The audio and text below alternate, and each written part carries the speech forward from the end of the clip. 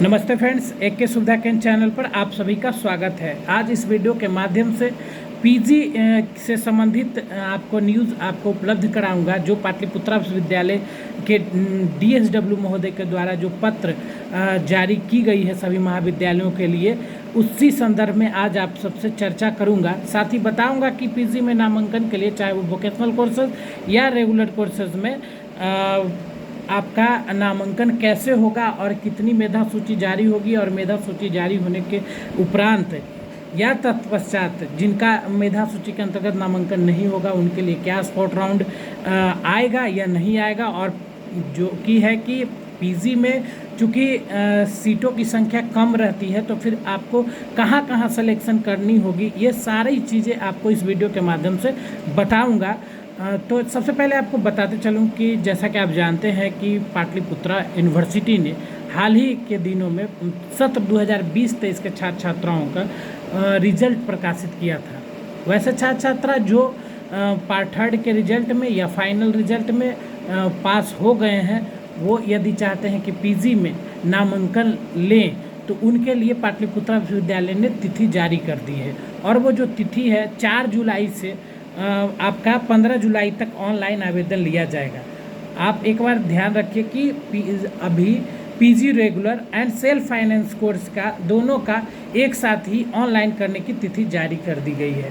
तो छात्र छात्रा विशेष रूप से ध्यान देंगे कि यदि जब ऑनलाइन वो कर रहे हो तो आप सेलेक्ट करेंगे पीजी रेगुलर में अगर चाहते हैं तो उसके अंतर्गत एमए, एमएससी, एमकॉम इत्यादि रहेंगे। ठीक है। यदि आप पीजी सेल्फ फाइनेंस कोर्स में करते हैं तो उसमें आपका जो है MBA, MCA, MLIS, MA public administration हो गया, या MA in labour and source LSW जो हो गया वो हो गया, एंड एमलिस भी ऑल्सो, जैसे बिलिस करते हैं उसके बाद एमलिस करते हैं तो वो भी आप सेल्फ फाइनेंस कोर्स पीजी में आप वो कर सकते हैं। जिनका अभी तक बिलिस हो गया है तो वो भी पीजी आपका सेल्फ फाइनेंस कोर्स में आप कर सकते हैं। तो मेरे बताने का तात्पर्य ये है कि बहुत सारे छात्र छात्रा ऑनलाइन के वक्त रेगुलर मोड और सेल्फ फाइनेंस मोड या वोकेशनल कोर्स में वो थोड़ा सा कन्फ्यूजन पैदा हो जाता है। तो इसके लिए मैं बताता चलूँ आपको कि देखिए ऑनलाइन दोनों का सेम डेट में हो रहा है। यदि आप रेगुलर कोर्सेज करना चाहते हैं तो उसके लिए पीजी रेगुलर कोर्स चुनेंगे जिसके अंतर्गत एमए, एमएससी, एमकॉम होंगे, और सेल्फ फाइनेंस कोर्स से अगर आप करना चाहते हैं जैसे MCA, MBA, MLIS also and MA, PA और एमए इन एलएसडब्ल्यू, तो आप उसको सेल्फ फाइनेंस चुनेंगे। तो आपको सर्वप्रथम बता दें कि जैसे मान लीजिए ज़्यादातर छात्र छात्रा जो रेगुलर कोर्सेज करते हैं पीजी रेगुलर कोर्सेज के अंतर्गत एमए, एमएससी, एमकॉम, तो उनको बताते चलूँ कि उनका जो होगा 4 से 15 जुलाई तक होगा ऑनलाइन। उसके बाद 17 तारीख को मेधा सूची जारी होगी।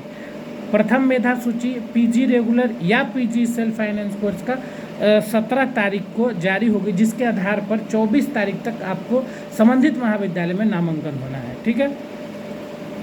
प्रथम मेधा सूची का जो प्रकाशन है वो दोनों का एक ही समय अनुसार और एक ही समय अनुसार जो समय अवधि रहेगा उसी के अंतर्गत आपको नामांकन लेना है। तो 17 तारीख को पहली मेधा सूची जारी की जाएगी, जिसके आधार पर 24 तारीख को आपको ऑनलाइन नामांकन ले लेना है। और दूसरा है कि फिर दूसरा जो मेधा सूची जारी होगी वो 26 तारीख को जारी होगी, जिसके आधार पर 1 तारीख तक आपको संबंधित महाविद्यालय में नामांकन ले लेना है। फिर तीसरा है कि तीसरा जो मेरिट लिस्ट है वो 3 से 8 अगस्त तक 3 को जारी होगा। 3 से 8 अगस्त तक आपको नामांकन ले लेना है पीजी रेगुलर या वोकेशनल, एमएससी, एमकॉम या एमबीए, एमएससी, एमकॉम। एमबीए के लिए जो वो क्राइटेरिया वो जीडी ग्रुप डिस्कशन के माध्यम से होता है, उसकी विस्तृत जानकारी आप वेबसाइट पर भी देख सकते हैं, और संबंधित आप महाविद्यालय के जो सोशल मीडिया चैनल है या आप नोटिस बोर्ड पर आप उसको देख सकते हैं। तो आप एक बार पुनः बता दूं आपको कि पीजी में नामांकन हेतु ऑनलाइन रजिस्ट्रेशन की तिथि जारी कर दी गई है पाटलिपुत्रा यूनिवर्सिटी में। यदि आप नामांकन लेना चाहते हैं तो आप ऑनलाइन करेंगे।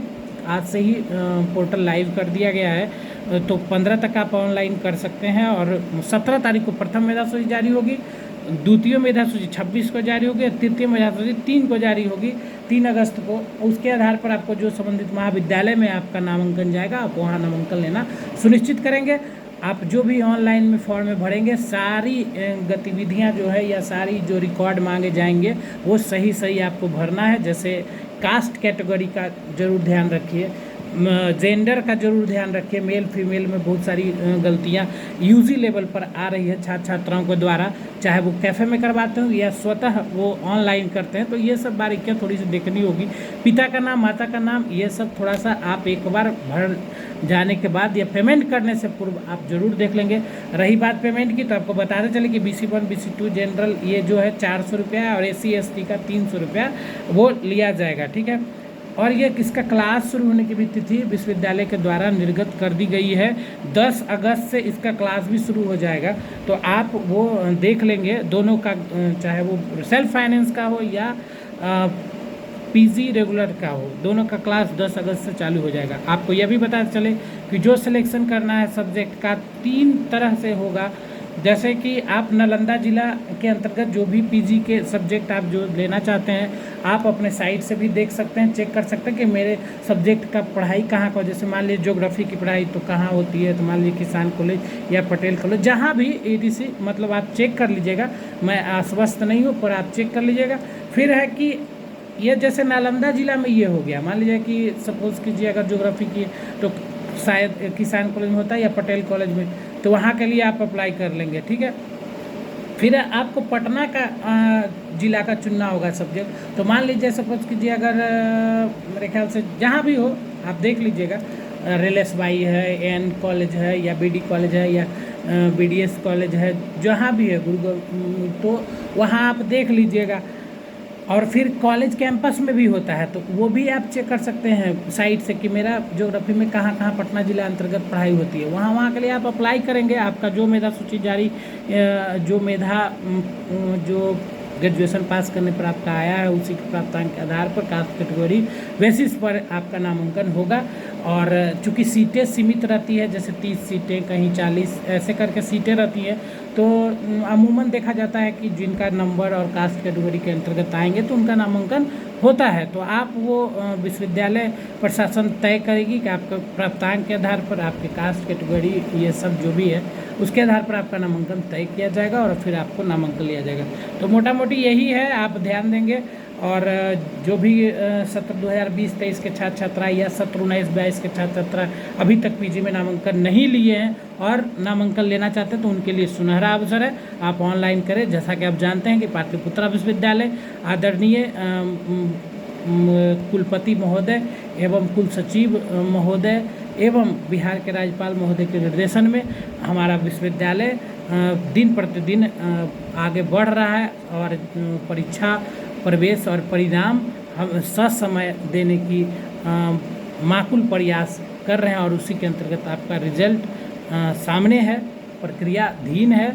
और विशेष जो भी जानकारी, और ये जो भी जानकारी मैं दे रहा हूँ वो पाटलिपुत्रा यूनिवर्सिटी के अंतर्गत सभी महाविद्यालयों के, और सभी इसके अंतर्गत जो चाहते हैं अप्लाई करना वो कर सकते हैं। आप जैसा कि जानते हैं कि पाटलिपुत्रा विश्वविद्यालय के अंतर्गत नालंदा जिला के लगभग सभी कॉलेजेस और पटना का आंशिक भाग के कुछ कॉलेजेस का, पटना जिला के आंशिक भाग के कुल कॉलेजेस का उसमें ये उनके अंतर्गत आते हैं। वहाँ उधर मोकामा चल जाइए तो इधर दानापुर, बिहटा और इधर राजगीर और इधर हिल्सा, ये सब उसके अंतर्गत आते हैं। विशेष जानकारी के लिए पाटलिपुत्रा यूनिवर्सिटी के न्यूज़ को देखने के लिए इस चैनल को आप सब्सक्राइब कर सकते हैं। इस चैनल के माध्यम से आपको यथासंभव जो भी सूचनाएं हैं आपको अवगत करा दी जाती है। धन्यवाद।